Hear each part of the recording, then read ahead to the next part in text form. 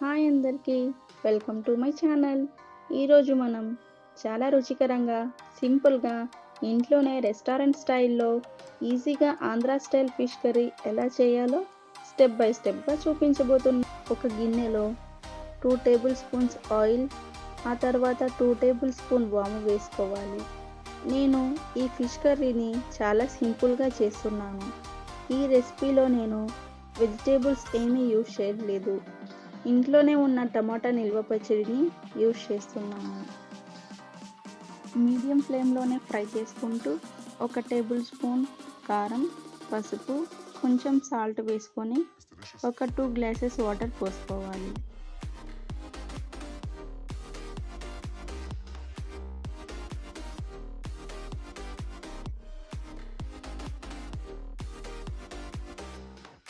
ఇప్పుడు నీళ్ళు బాగా మరిగిన తర్వాత శుభ్రం చేసుకున్న చేప ముక్కలు వేసి ఎక్కువసేపు కదపకుండా 10 నిమిషాల పాటు ఉడికించాలి.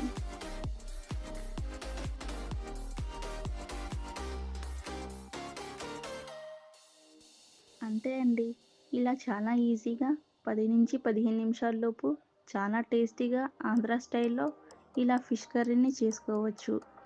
ఈ రెసిపీని జొన్న రొట్టెలతో తింటే టేస్ట్ చాలా బాగుంటుంది.